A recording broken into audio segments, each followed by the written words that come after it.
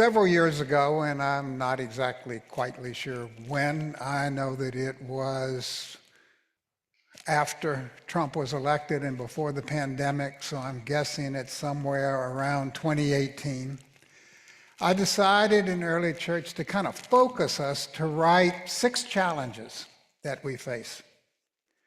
And the first one, and the one that has gotten most attention, is how do we talk meaningfully, compellingly, and convincingly about God? And that was in part sparked by the notion that I didn't hear God mentioned all that much in liberal churches today. And so I thought if we're going to ever become what we need to be, or what we need to figure out a way to talk convincingly and compellingly about God, and I and many others didn't know quite how to do that. Several years later, Bruce came, and we went through the challenges again, and he said, could I add another one? I said, okay, we'll consider it. He said, how do we talk convincingly and compellingly about the church? And I realized that I wasn't quite ready to do that. I needed to do a little bit of work of thinking with that and talking with you and others. And so hence, well, it's not only up there, hence the sermon title, The Church and the Salvation of Your Soul. Hadn't heard that kind of language in church often, have you? So I want to begin this with you imagining yourself. You're with Paul, you're on the way to Damascus, maybe that kind of vision or appearance or whatever you want, manifestation actually, that occurred to him hadn't happened yet. And you got a problem on your hands. You're going to go there and try to persecute the Christians in Damascus. It was one of the first places. It was where they were first called Christian. How you found them? So you show up in Damascus, how would you find these folks? I mean, you can't just go to a corner and say, oh, there's a church, they must be in there, because there weren't any churches. And in fact, it was a bit dangerous to let yourself be known. So how are you going to find these folks? And if you found a group of folks, how would you know that they were the Christians? Remember, Christian is a Roman designation, trying to separate those who were new to this from those who were old to this. Because if you were old to this, the Romans respected you. They may not agree with you, but they respect you. If you're new to this, you aren't nothing. You got no protection. So they wanted to find a way to designate who the new ones were so they could get at them. But how would you find them? They're not just hanging out. Well, close. You could go to where there were Jewish synagogues and then look for the group that was a mixture of old and young, of rich and poor, of men and women, of slaves and slave owners even. There was this amazing mixture of folks, and they called themselves brothers and sisters. That's how you could tell, by what they called themselves. Now, what we do is translate that today into the notion of family. Or we sometimes talk about it as koinonia. But that's not what the word the New Testament uses for this community. They use ecclesia. And what ecclesia means is assembly. It's not a community, it is an assembly. And so while we think about that as an assembly, it's a gathering. Sometimes we use the term that they called them out. But that's a kind of theological interpretation of this. Because if you read how it's used, both in the classical Greek and in the Old and New Testament, they're Hebrew words they translate into this. They don't use koinonia to describe that. They use ecclesia, an assembly of folks. And so the first thing in that vast mixture that is gathered there, it is an assembly of people seeking to be a community, wondering if they can be a koinonia, trying and oftentimes failing to be that.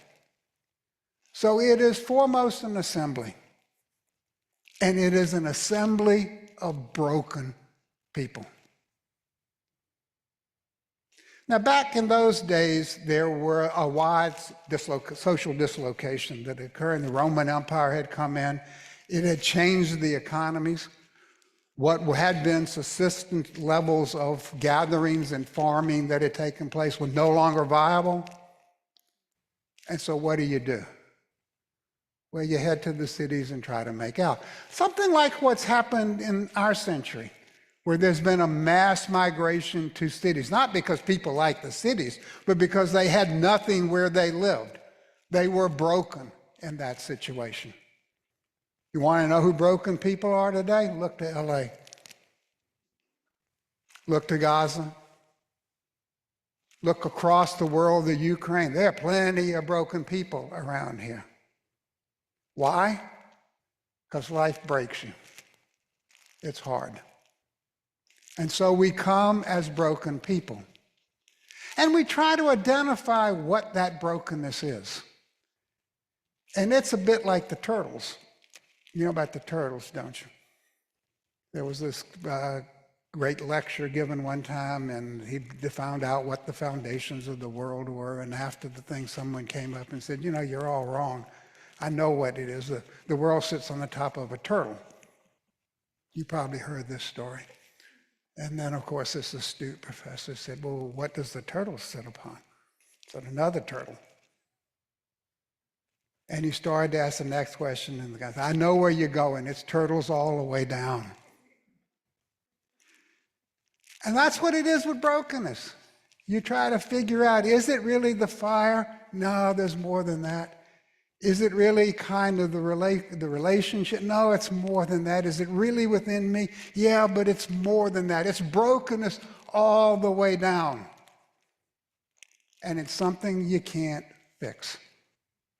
There isn't a way to get a handle on that. Because wherever you go, there is brokenness. There's a further brokenness. And so it is, in the beginning, the church is an assembly of broken people. So how are we going to talk convincingly and compellingly about that, of ourselves as an assembly of broken people? Well, the way the early church experienced that was as a household. It never uses the word family for church. It infers it in a certain kind of way, or we think it does, when it talks about brothers and sisters, all of that sort of family connotations about things. We think that that means family. That's not what they refer to it. They call it a household. Now, what a household was back then is quite different from what we experience a household today. We think of it as a kind of unit over here. There's a housing problem here, so we got to get units of stuff here. It is, and we think of a family sometimes as a mixed kind of gathering, but mostly a kind of intact nuclear family, maybe not so completely intact, but that's the kind of unit. That's not what a household was back in these worlds. The household was the economic unit. It was the source of your security in the world. The worst thing was to not be a member of a household, because that's where your security in the context of your living took place. And so what the early church was the household of God. It was the household for those who don't have a household. The most impoverished existence you could have was not being a slave, because a slave was a member of a household that took care of him. The most dreaded existence was to not have a household. And what the church was the household for those who have no patron, who takes care of them. So when you see Father in the New Testament, it isn't Abba, which is the way it gets kind of translated as, of who's your daddy.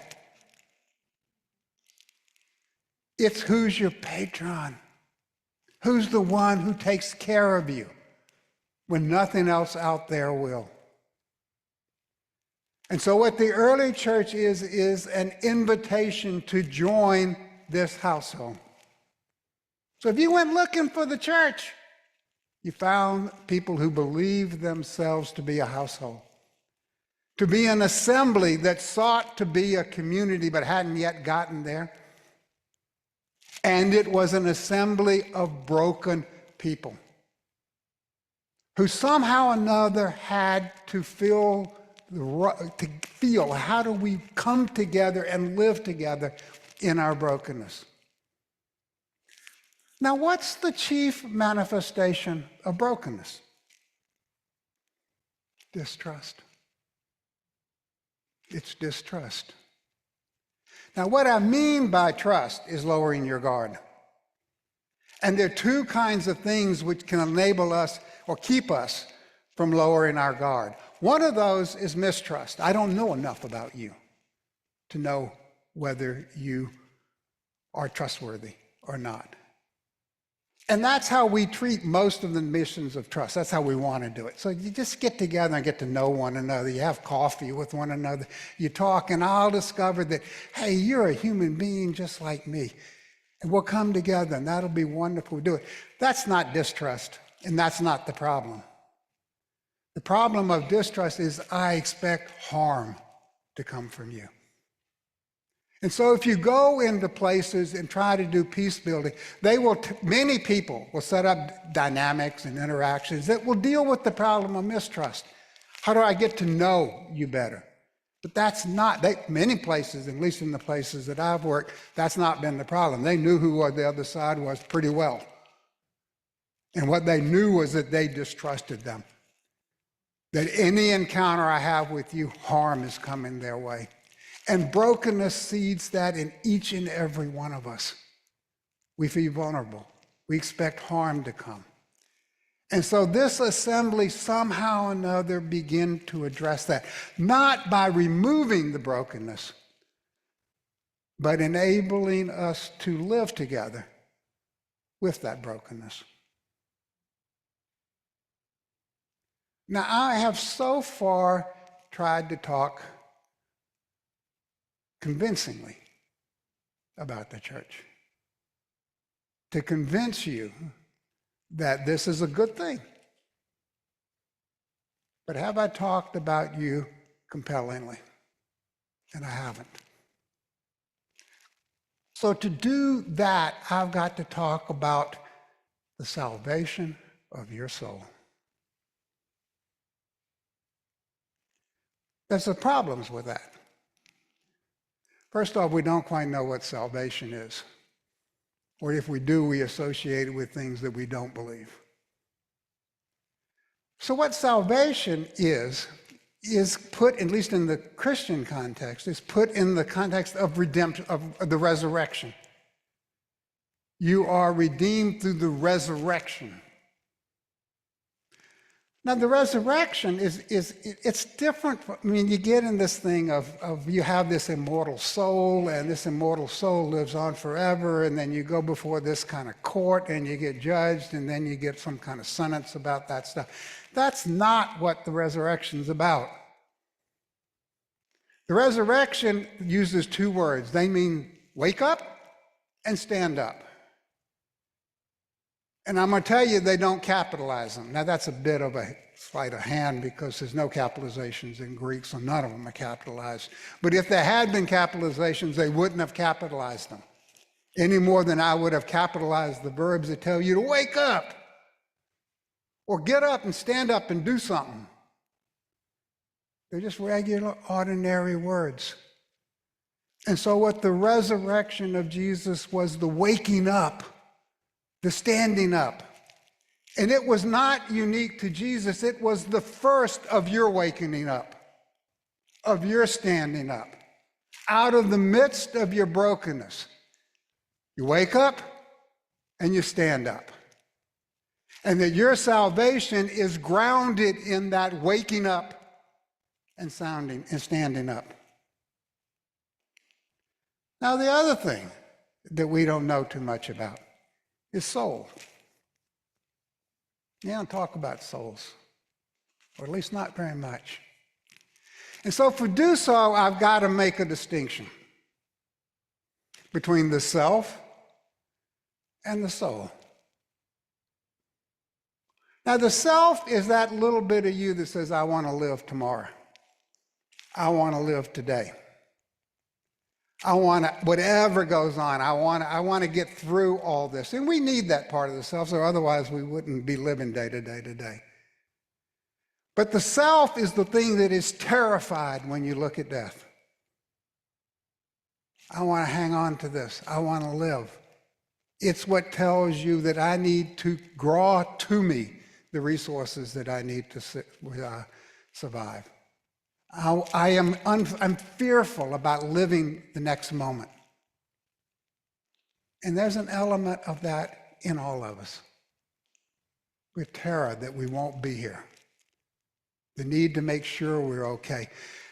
Augustine distinguished between that, between kupitas, which was how do I get the things, acquire the things I need to survive or to flourish in the world, and caritas, which is how do I share them? How do I find that as a collective of how do I find those things that sustain me in the day as what we share together with one another in a mutuality. So the soul is not the self. The soul is that story you tell of who you are. It's the thing that says, if I did this, I wouldn't be Byron. If I did this, I wouldn't want to let people know that because it wouldn't be how I want it to be. It wouldn't be part of the life story I want to tell. It wouldn't be part of the life story that I want to live. It is a part of what I want you to remember as me. Woody Allen, I thought, made a great distinction between soul and self when he said, I'm not interested in living on in the hearts and minds of my friends and relatives. I'm interested in living on in my apartment. I want to live on by not dying, not as a memory. And I really do think that the soul is more than just the memory that lives on. In particular, the soul of my father and the soul of my mother live on in me. They are the building blocks of who I am. They are alive in me. They are the things that that carry me into the life I want to live and carry me into the future and sustain me in the midst of that brokenness. And if I need to convince you of that importance, just think about what happens to your life when you lose your purpose, when you lose the sense of who you are, when you lose the sense that you're loved and that you love others. And all that self of striving to exist tomorrow doesn't matter one bit.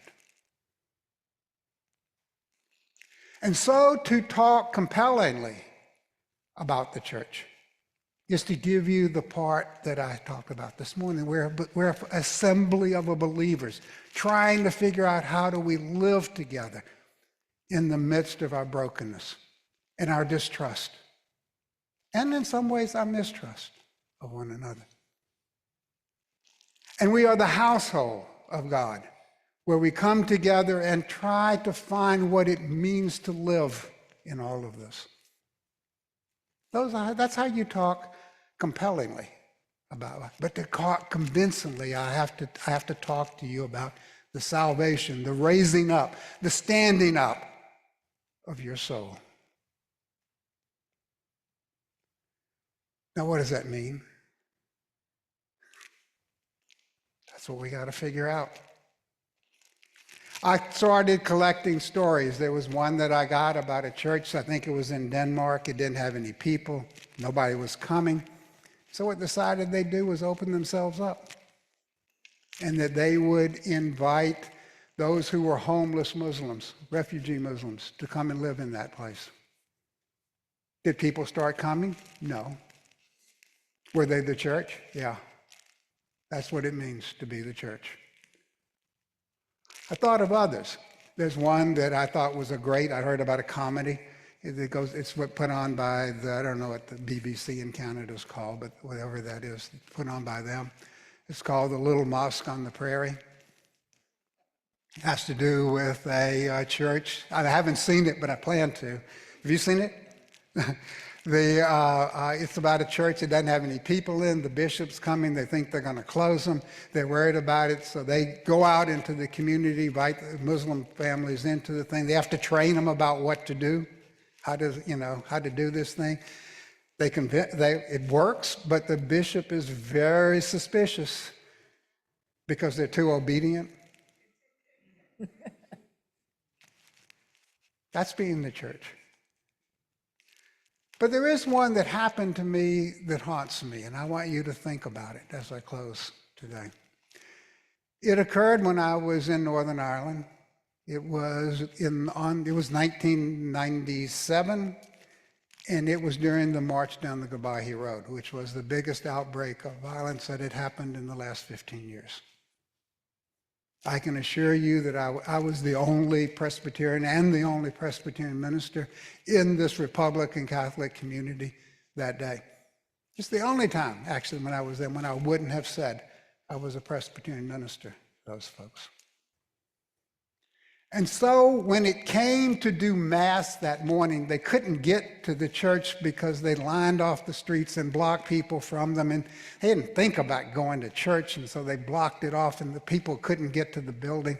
So they decided to hold the Mass outside, which was referral. I mean, it's actually perfect symbolic time, because there was a time when you couldn't do that, and they did hold Mass outside, and so it was a returning back to the old as they thought about it.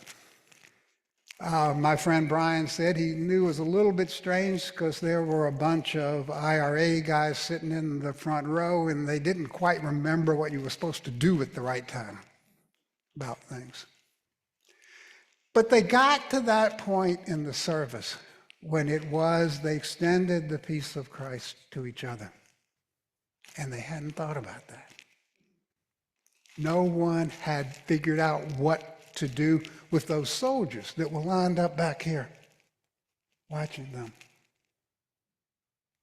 And to my friend's credit, Brian Lennon, Father Brian Lennon, a Jesuit, to his credit, he turned around and walked back to those soldiers and gave them the peace of Christ. That's what he should have done. That's what it meant to be the church. Later, there were lines of people outside their door, waiting to get in there, to tell them how outraged they were that a Catholic priest would offer the peace of Christ to British soldiers. But could they have done otherwise and still remain the church? Now, I think the challenge to us comes from something like that. I don't know that we're going to ever know who we are as a church, but we're going to find ourselves in situations just like that, where we have to figure out, how do I become an assembly of broken people to those folks and become a household? And I don't know to tell you how to do that. But I know that together we can figure that out. And so today, we have a challenge. And it's not to do whatever we think we are, not to speak against evil as much as we would like to, not to speak against violence at every moment, but to be a church of broken people for one another, who then feel like we have been stood up and woke up to go out into the world and to confront that. To confront it with a healing presence, to be a space where you can come in, to be a welcoming assembly, And that's a daunting challenge. But that's what it means to speak convincingly and compellingly to the world about what it means to be a church. And we need God's help in doing that. We need each other. But that's what it means to speak about God in our midst. And so I leave you with that today. And I hope you think about it hard, because I think nothing but the future of this congregation depends on that. Amen.